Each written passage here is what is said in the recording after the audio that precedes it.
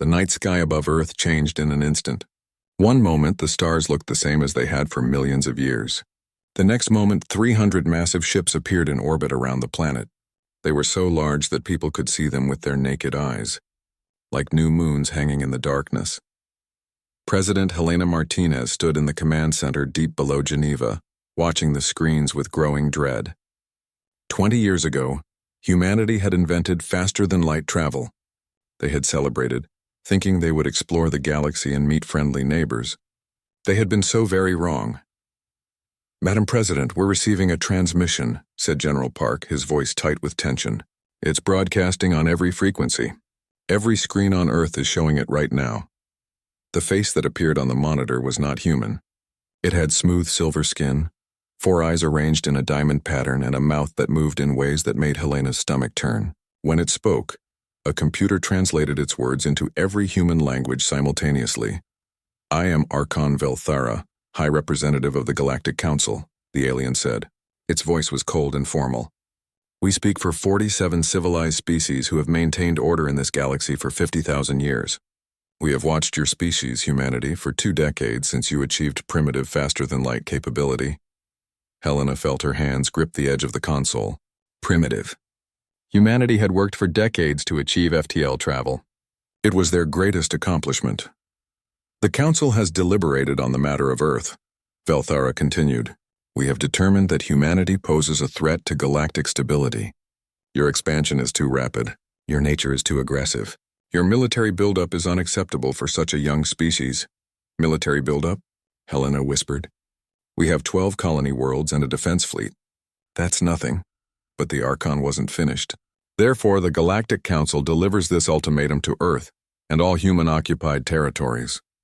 You have 30 solar rotations to comply with the following terms. First, you will submit to Council authority and accept protectorate status. Second, you will dismantle 90% of your military vessels.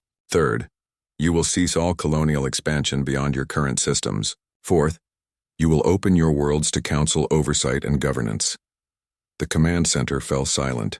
Everyone understood what those words meant. It meant surrender. It meant the end of human independence. It meant kneeling before these aliens who thought they owned the galaxy. "If you refuse these terms," Velara said, and now his voice carried a hint of something cruel, "the Council will be forced to take corrective action. You are children playing with fire. We are offering you protection from yourselves. Consider carefully." The transmission ended. For 10 seconds, nobody in the command center spoke. Then every phone, every computer, every communication device began ringing at once. World leaders demanding answers. Military commanders requesting orders. Citizens screaming in fear or rage. Helena turned to General Park. "Get me the other presidents, prime ministers, and chancellors. Emergency session in 1 hour." Then she looked at her military advisor, Admiral Torres. "What are our chances if they attack?"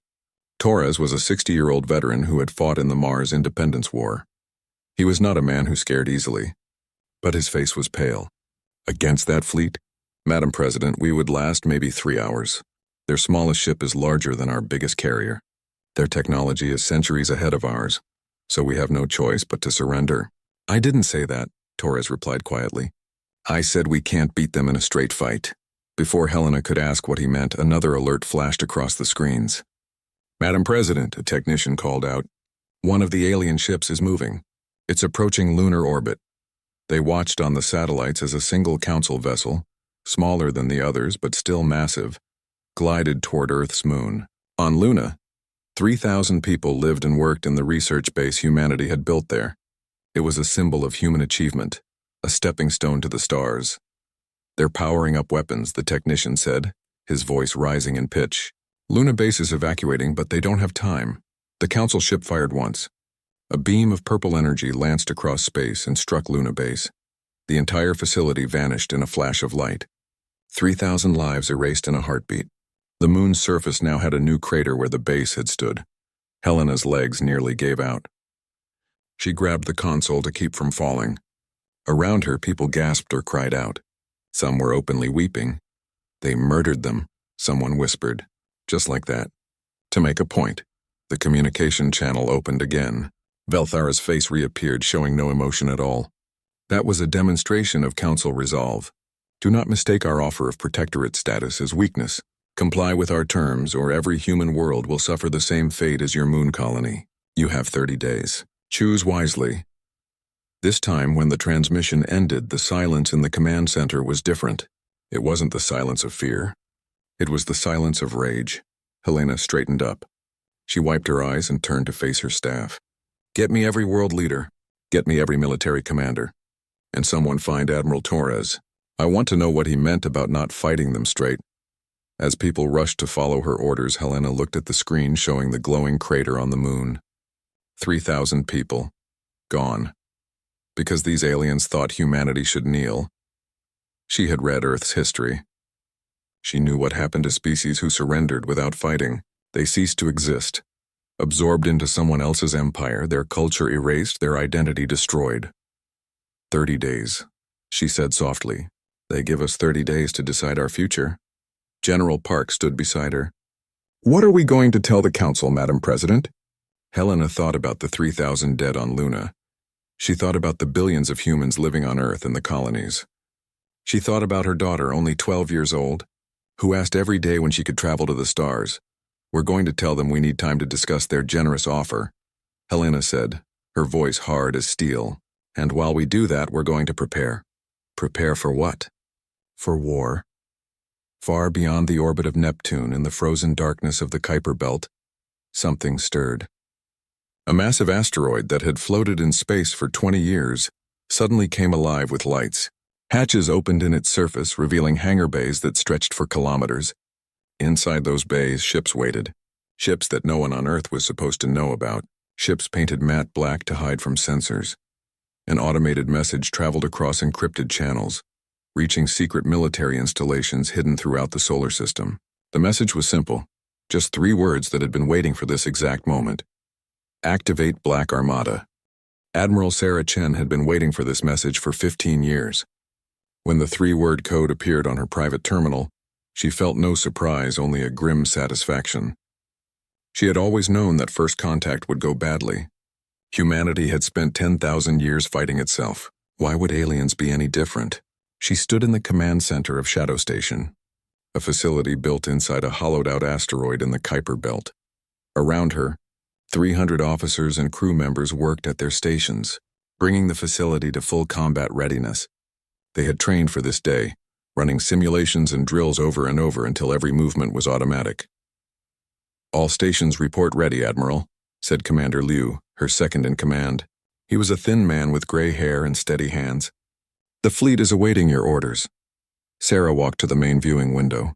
Outside she could see them. 300 warships, each one painted in special black coating that absorbed radar and sensor scans. The Black Armada, humanity's secret weapon, the fleet that officially didn't exist. She remembered the day 15 years ago when she had been called to a secret meeting. President Wilson, long dead now, had gathered 12 people in a room with no windows and no recording devices. He had looked at each of them with tired eyes. We're about to achieve faster-than-light travel, he had said. The scientists tell me it will happen within a year, and when it does, we're going to reach out into the galaxy with hope and friendship. He had paused then, his hands flat on the table. But I don't believe in hope. I believe in preparation. I want you to build me a fleet that nobody knows about. A fleet designed for one purpose, to fight aliens if they turn out to be hostile. The other people in the room had argued. Some said it was paranoid. Some said it was a waste of resources. But Sarah had understood immediately. Humanity's entire history was one long story of bigger, stronger groups crushing smaller, weaker ones. Why would space be different? So they had built the Black Armada. For 15 years, using secret military budgets and hidden mining operations, they had constructed these ships. The public thought the resources were going to colony development. They were wrong. Admiral, Liu said, interrupting her memories.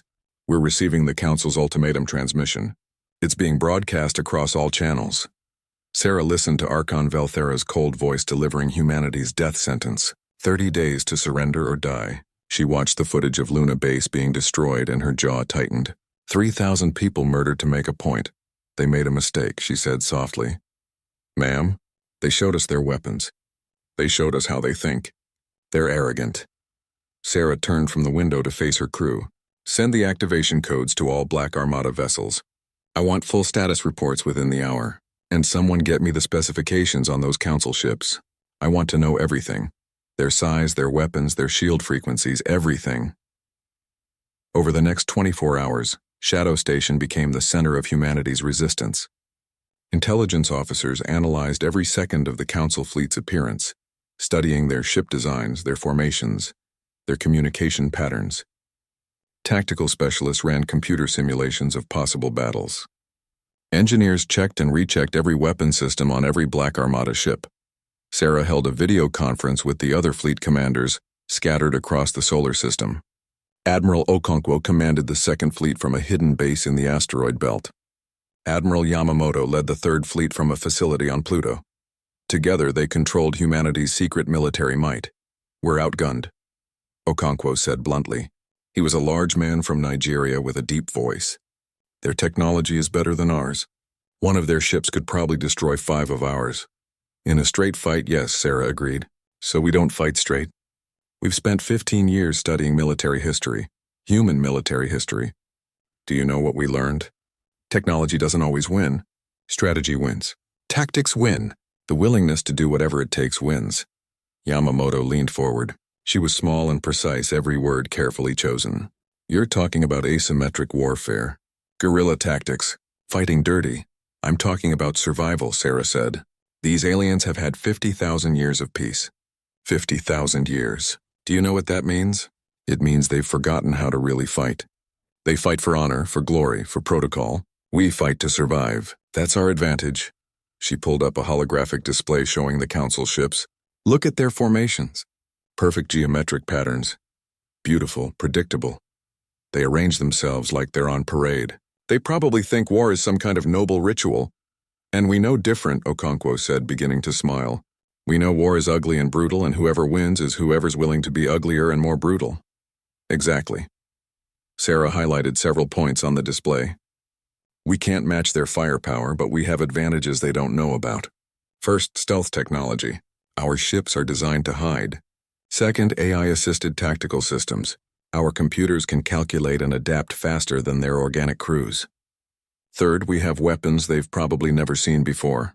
Nuclear weapons," Lou said. "Antimatter bombs. Kinetic impactors. All the terrible weapons we developed to kill each other." Sarah nodded. "Primitive by their standards, but effective. They've had peace for 50 millennia. I bet they don't even remember what it's like when someone fights without rules." She looked at each commander in turn. "We're going to teach them. We're going to use every dirty trick humanity ever invented. False surrenders, kamikaze attacks, targeting their supply lines, hacking their systems, psychological warfare, everything. The Council will call us barbarians," Yamamoto said quietly. "Let them," Sarah replied. "Better to be called a barbarian than to be extinct. Our mission is simple: make them bleed, make them hurt, make them regret ever coming to Earth. We probably can't win, but we can make the cost of defeating us so high that they'll accept a negotiated peace." Over the next weeks, as Earth's public government pretended to deliberate on the Council's ultimatum, the Black Armada prepared for war. Engineers modified ships for suicide runs. Hackers developed viruses designed to infiltrate alien computer systems. Weapons specialists armed missiles with nuclear and antimatter warheads. Every ship received detailed tactical plans with dozens of variations for different scenarios. Sarah barely slept. She reviewed intelligence reports, approved battle plans, and recorded video messages to be sent to her family if she died. She was 53 years old, and she had spent a third of her life preparing for a war she had hoped would never come. On day 28, with 2 days left on the Council's ultimatum, she received a message from President Martinez. "Admiral Chen, the civilian government has made its decision. We will refuse the Council's terms. Earth will not kneel." Sarah felt her heart beat faster. "Understood, Madam President. The Black Armada is ready. Give them hell, Admiral." Sarah turned to her crew. "Send the message to all fleet commanders. Full mobilization. We launch in 48 hours. She paused, looking at the young faces around her. People who had volunteered for a secret military program, who had lived in hiding for years, who were about to fight an enemy that vastly outmatched them. "I know you're scared," she said. "I'm scared too. But remember this, we're not fighting for glory or honor or pride. We're fighting so that humanity can remain free. We're fighting so that our children can grow up on their own terms, not as servants to some alien empire. She straightened her uniform. The council thinks we're primitive, aggressive, dangerous. You know what? They're right. We are dangerous. And we're about to show them exactly how dangerous humans can be when they fight for their survival. The crew erupted in cheers. Sarah allowed herself a small smile. Then she turned back to the window, looking at her fleet of black ships. "Let's go to war," she whispered. The council fleet approached Earth with absolute confidence. Archon Velara stood on the bridge of his flagship, the Eternal Judgment, watching the blue planet grow larger on the view screen. Behind him, 149 other council ships moved in perfect formation, their shields shimmering with power. "Scans show minimal military presence," reported his tactical officer, a being with 6 arms and crystalline skin. "The humans have perhaps 50 defensive platforms and 24 patrol vessels. Nothing that poses a threat." Velara nodded. "As expected, they have chosen surrender over extinction, a wise decision, even if it comes too late to save their moon colony." He had not enjoyed destroying Luna Base, but the council had needed to make a point. Younger species always required demonstration before they understood their place in the galactic order. In his 300 years of service, Velara had overseen 17 other species joining the council. Most had submitted peacefully. A few had needed encouragement. None had ever required actual war. "Prepare to enter Earth's orbital space," he commanded. "Once we take position, the human leaders will come aboard to sign the Protectorate Agreement. Their military will be transferred to council control, and we can begin proper governance of this system." But as the council fleet entered Earth's orbital zone, something felt wrong. Velara frowned at his displays. "Where are the humans? Why are there no ships defending their homeworld?" "Sensors detect massive underground signatures," another officer reported. "It appears the entire surface population has evacuated to bunker complexes." "Bunkers?"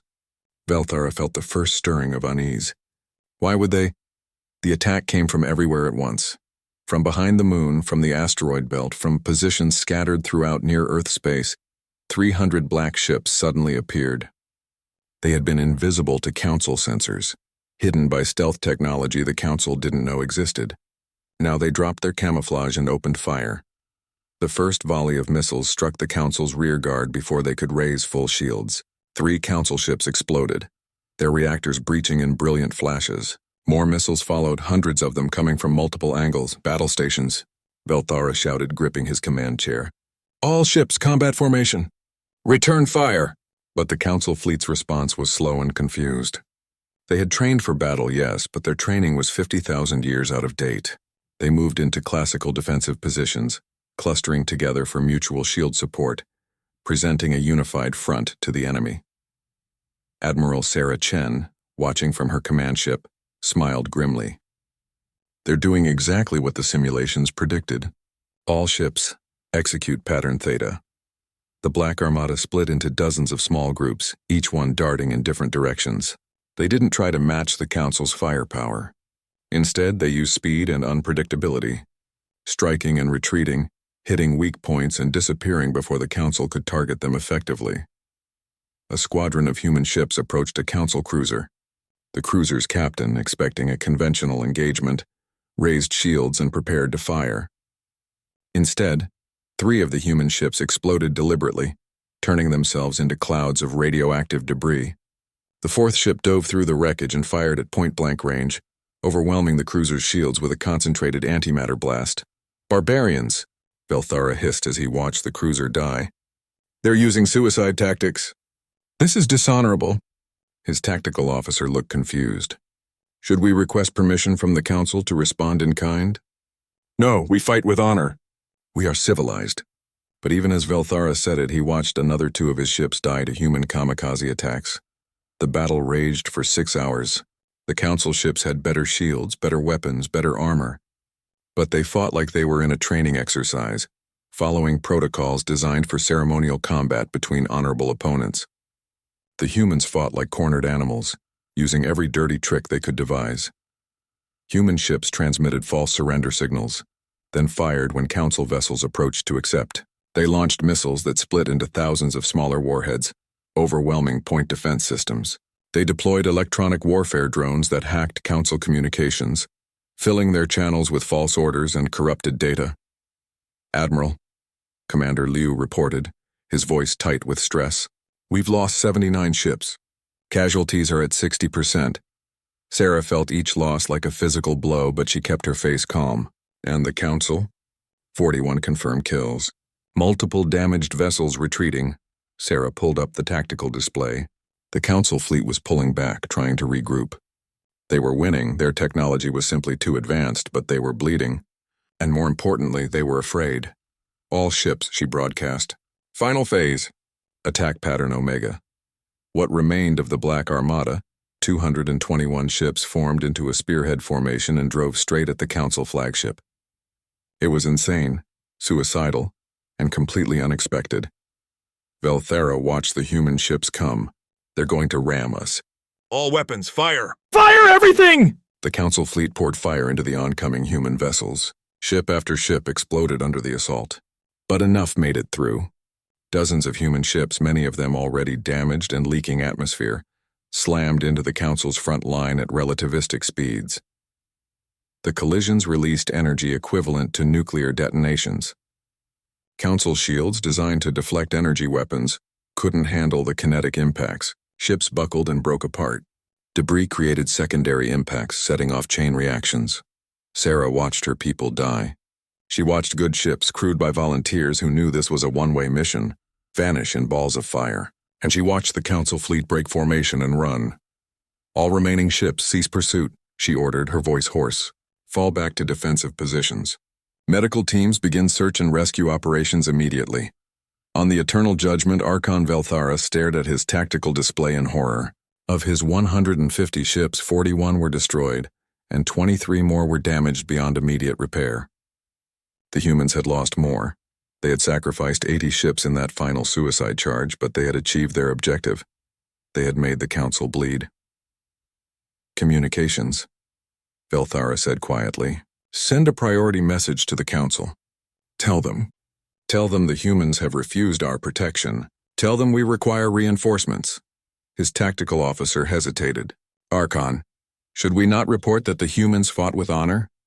Velara thought about the suicide attacks, the false surrenders, the electronic warfare, the deliberate ramming. He thought about tactics his species hadn't seen in 10,000 years, since the last real war they had fought. "No," he said bitterly.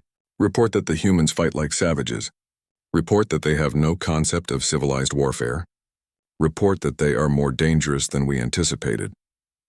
Back on Earth, in the deep command bunkers, President Martinez watched the tactical displays as the Council fleet retreated beyond lunar orbit. Around her, people were cheering and crying at the same time. They had lost so many, but they had survived. They had hurt the aliens who thought humanity should kneel. Sarah Chen's face appeared on the main screen. Her uniform was torn and blood ran from a cut on her forehead. Behind her, her command bridge was filled with smoke and sparks flew from damaged consoles. "Madam President," Sarah said formally, "the Black Armada has engaged and repelled the Council's enforcement fleet. We have suffered severe casualties but maintained strategic defensive position.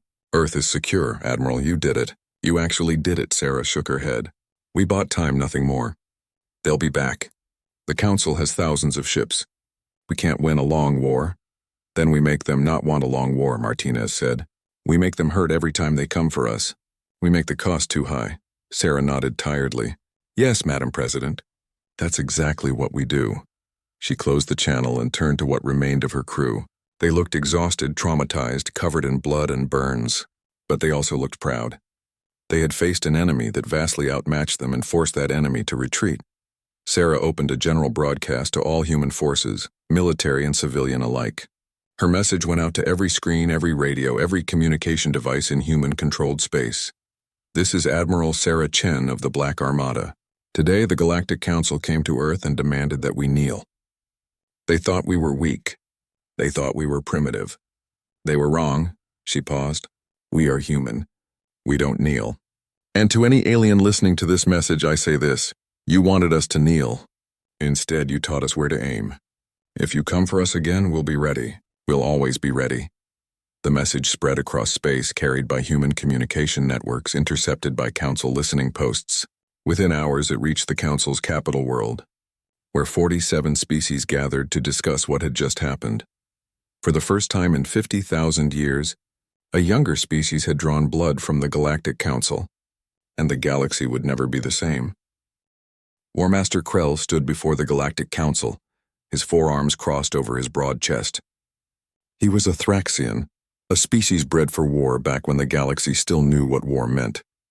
He had been in cold sleep for 10,000 years, preserved because the Council believed they might one day need a real warrior again. That day had come. Archon Velara failed because he treated the humans like civilized beings. Krell said, his voice like grinding rocks, "I will not make that mistake. The humans are animals. Clever animals, yes, but animals. And animals must be put down." The Council members shifted uncomfortably in their seats. They were politicians, diplomats, administrators. The idea of total war made them uneasy. But they had seen the footage from the Battle of Earth. 41 ships destroyed. Suicide attacks, false surrenders, weapons that turned matter into energy. "What do you require?" asked Speaker Zenthar, the nominal head of the Council. 3,000 ships, Krell said without hesitation. Full military authority. And no restrictions on my methods. The humans fight without honor. I will respond in kind. 3,000 ships. Another Council member stood up, her skin flickering with bioluminescent distress. "That's a fifth of our entire fleet. Surely that's excessive for one primitive species." Krell fixed her with his three-eyed stare. "You saw the battle. You saw what 150 ships cost us. The humans prepared for this. They have more ships we haven't seen. More weapons we don't know about. They have been planning to fight us since before they even met us." He leaned forward.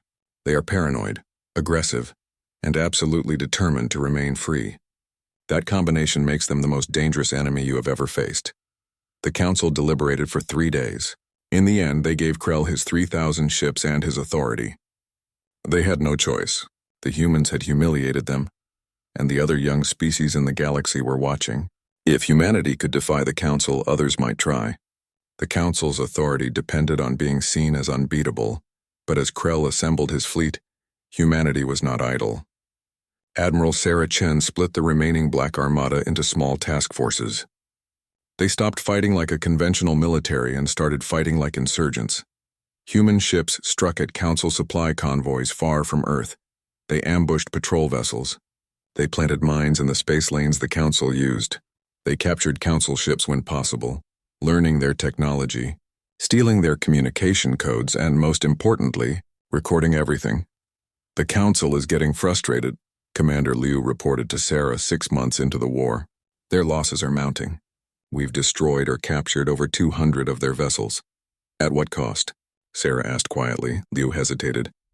"The original Black Armada is down to 37 functional ships. Proxima Colony was bombarded last week. 40,000 dead. New Shanghai suffered a biological attack.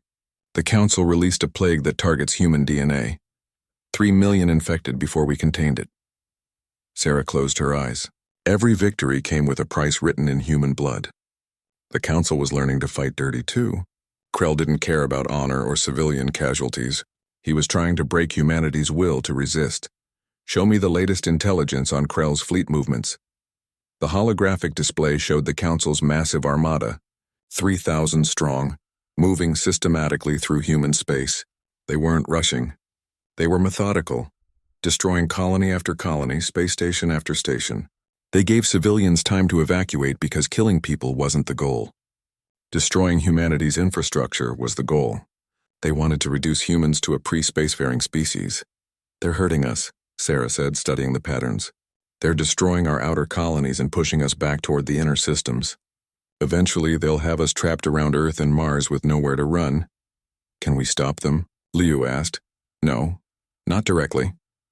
Sarah pulled up another display, this one showing intelligence reports. "But we can make their allies doubt. Look at this. 7 Council species have filed formal objections to the war. They're calling it excessive, genocidal. They're politicians and merchants, not warriors. The longer we make this war drag on, the more the Council fractures." She began marking targets on the map. "We're going to change tactics. Instead of just fighting, we're going to document. Every civilian casualty, every war crime, every atrocity. We record it all and broadcast it across the galaxy. We make the Council's member species ashamed of what they're doing. It was a long shot, but it was all they had. Human ships began carrying advanced recording equipment alongside their weapons. When the Council attacked a colony, humans documented the evacuees, the terror, the destruction. When Krell ordered a biological weapon used, humans captured samples and broadcast the evidence. The propaganda war worked better than Sarah had dared hope. 3 Council species withdrew their military support, citing ethical concerns. 2 more demanded Krell be restrained. Internal Council politics became chaotic as member species argued about the war. But Krell didn't care about politics. He only cared about victory. And after 8 months of grinding warfare, he was winning. Humanity was running out of ships, running out of weapons, running out of space to retreat. Sarah stood in what remained of her command center, now relocated to a hidden base in the Oort cloud. She looked at the strategic map and saw the truth. In another month, maybe 2, the Council would achieve complete military dominance. The war would be over, Admiral, Liu said softly. There's a message from High Command. They're asking if we should begin negotiations, discuss terms of surrender. Sarah was about to answer when an alert flashed on her screen. What is it? Long-range sensors detected something. Krell's entire fleet is massing at Proxima Centauri. All 3,000 ships in one location. Sarah felt her heart beat faster. Why? Why would he put his entire fleet in one system? A tactical officer pulled up the analysis. Intelligence suggests he's preparing a final push to Earth. He's gathering everything for one massive assault to end the war. Sarah stared at the display. 3,000 ships, every Council vessel Krell commanded. All in one place. An idea began forming in her mind. Terrible and desperate and completely insane. What's the status of Proxima's sun? She asked quietly. Everyone in the command center fell silent. They understood what she was asking. Liu pulled up the stellar data. Proxima Centauri is a red dwarf. Relatively stable, but, Admiral, you can't be thinking. 16 years ago, Earth scientists developed a prototype stellar manipulation device, something that could trigger solar flares for research purposes. The project was classified and mothballed because it was too dangerous. Sarah looked at her officers. I want to know if we still have those devices, and I want to know if we can make one powerful enough to destabilize a star. You want to trigger a supernova? Someone whispered. A controlled flare, Sarah corrected. Big enough to catch Krell's fleet. We'll sacrifice Proxima Colony as bait, evacuate everyone we can, make it look like a strategic retreat. Krell will take the system because it's a major human colony, and when his whole fleet is in orbit, we trigger the device. That's genocide, Liu said. 3,000 ships, tens of thousands of Council soldiers, millions if you count the support personnel. Sarah turned to face him. They're here to exterminate us. Krell has killed over 50 million humans in 8 months. He released a biological weapon designed to destroy human DNA. He's not a soldier, Liu. He's an exterminator. And if we don't stop him, there won't be a humanity left to feel guilty about what we did. The room was silent. Finally, Liu nodded. I'll find the stellar manipulation devices. It took 4 weeks to prepare. In that time, Krell's fleet completed its assembly at Proxima. Human forces staged a series of desperate defenses, making it look like they were trying to hold the colony. In reality, they were evacuating everyone they could while secretly placing the modified stellar device in Proxima's chromosphere. Sarah watched from her command ship as the evacuation ships fled Proxima. Not everyone made it out. 10,000 colonists refused to leave, saying it was their home. Others couldn't reach the ships in time. Sarah had to give the order knowing some humans would die in what came next. Krell's fleet is in position, Liu reported. 3,000 ships in orbital formation. They're preparing to bombard the surface. Sarah thought about her daughter, safe on Earth. She thought about all the children who would never be born if humanity lost this war. She thought about the 10,000 people still on Proxima, choosing to die at home rather than in space. Activate the device, she ordered.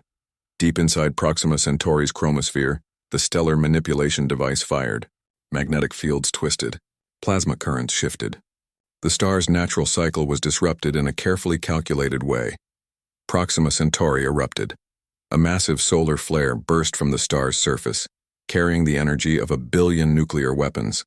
It expanded outward at the speed of light, engulfing everything in the inner system. Krell's fleet had no warning and no time to escape. 3,000 council ships burned in an instant. Their shields overwhelmed, their crews vaporized. The flare faded after 3 minutes. When it was over, Proxima's inner system was sterile. The colony was gone. The council fleet was gone. Krell was gone. And humanity had just killed more sentient beings than in their entire history of warfare combined. Sarah sat in her command chair and wept. The Galactic Council chambers fell into stunned silence as the news arrived. 3,000 ships. Gone. An entire fleet, the largest military force assembled in 10,000 years, destroyed in minutes. Speaker Zenthar stood at the center of the chamber, his appendages trembling. Around him, representatives from 47 species descended into chaos. Some demanded immediate retaliation. Others called for negotiations. A few spoke quietly about what humanity must be like to make such a choice. They destroyed a sun, whispered one delegate, a being made of crystallized thought. They weaponized a star itself. What kind of species does that? A desperate one, answered another. A cornered one, the most dangerous kind. Zenthar called for order, but the chamber wouldn't settle. The political unity that had held the council together for 50 millennia was cracking. Species that had objected to the war now spoke openly about withdrawing from the council entirely. Others demanded humanity be completely exterminated before they destroyed more suns. We must vote, Zenthar finally said. The motion is final sanction. Complete sterilization of all human worlds. No survivors, no mercy. All in favor? No. The voice came from Admiral Sarah Chen. She stood at the entrance to the council chambers, flanked by 10 human marines in battle armor. They had fought their way through 3 levels of security to reach this place. Several council guards lay stunned or dead in their wake. You can't be here, Zenthar said, his voice shaking. This is Sovereign Council territory. You have no right. We have every right, Sarah interrupted, walking forward. Her uniform was stained with blood, some of it hers. You came to our home. You demanded we surrender our freedom. You murdered our people, and now you want to vote on whether we deserve to exist? She laughed, harsh and bitter. No, you don't get to do this without looking us in the eyes. Council security forces moved in, but Sarah pulled out a small device. This is a dead man switch. If I release it, antimatter charges on 20 council homeworlds detonate simultaneously.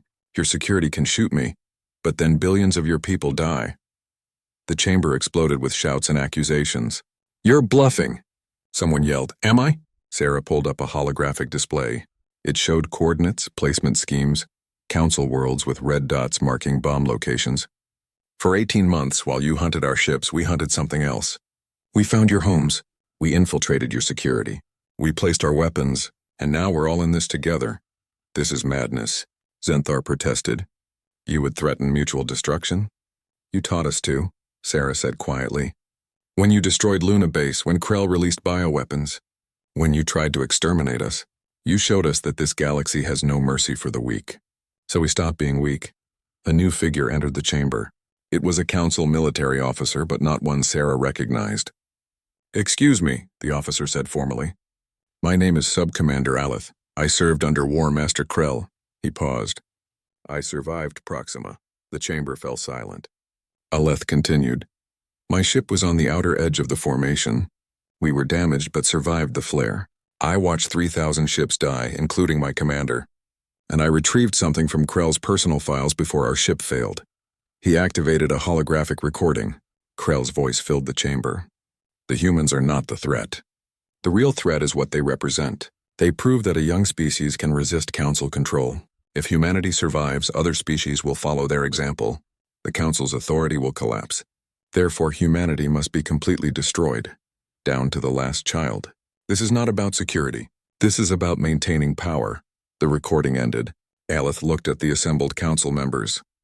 War Master Krell wasn't trying to protect the galaxy. He was protecting your political control. He committed war crimes not to defeat an enemy but to send a message to other species, and I will not serve a council that operates this way.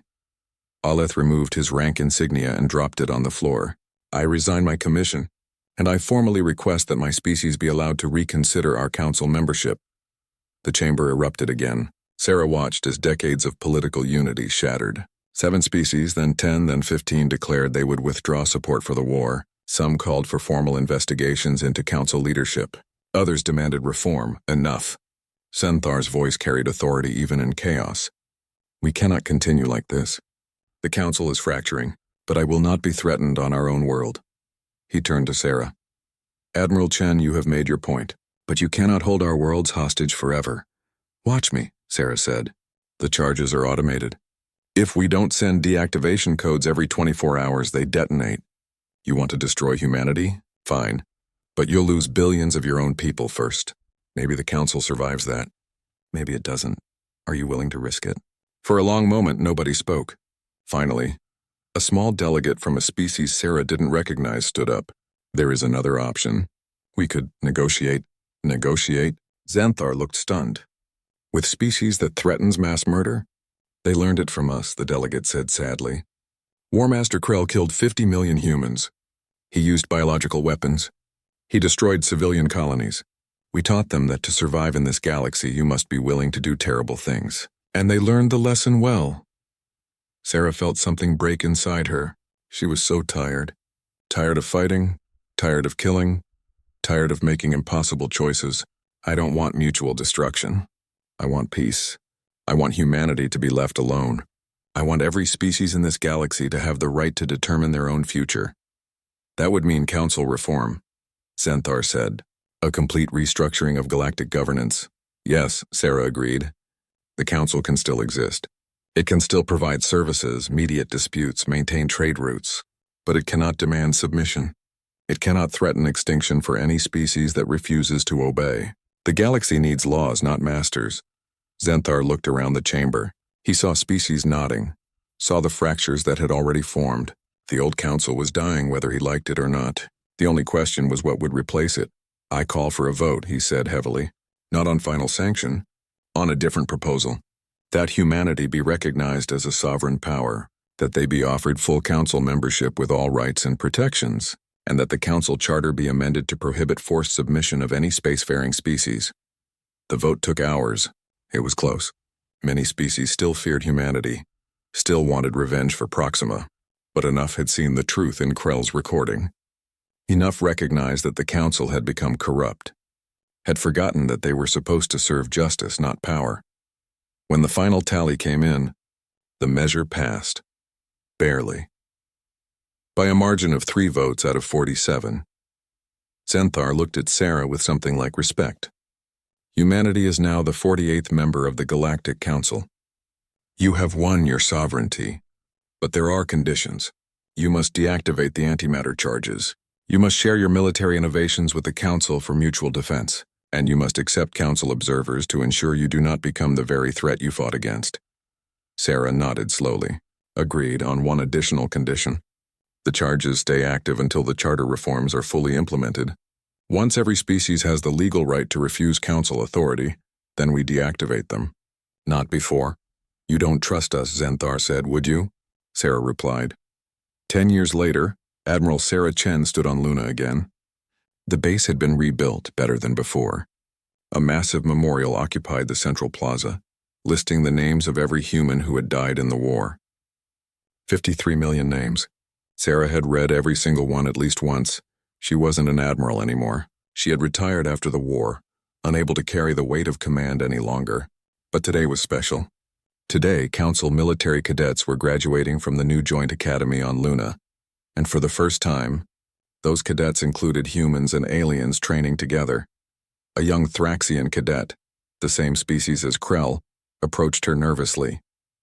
Excuse me, Admiral Chen. I wanted to say, I study your tactics. The Battle of Earth, the Proxima Trap. You're required reading at the War College now. Sarah looked at him.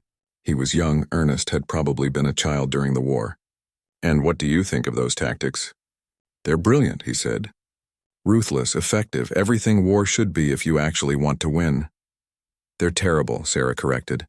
War shouldn't be about winning. It should be about ending. Every tactic I used, every life I sacrificed, every horror I unleashed, all of it was necessary because we waited too long to talk. Because the Council wanted to rule and humanity wanted to be free, and neither side was willing to compromise until we'd killed millions. She pointed at the memorial. These people died because we, Both sides chose violence over dialogue. Don't admire what I did. Learn from it. Be better than I was. The cadets saluted and walked away, thinking deeply. President Martinez, now in her 70s, walked up beside Sarah. The cadets love you, you know. You're a legend. I'm a killer, Sarah said quietly. I destroyed Proxima. 3,000 ships. I don't know exactly how many died, but estimates say maybe 80,000 sentient beings. I did that. You saved humanity. Both things are true. Sarah looked up at Earth.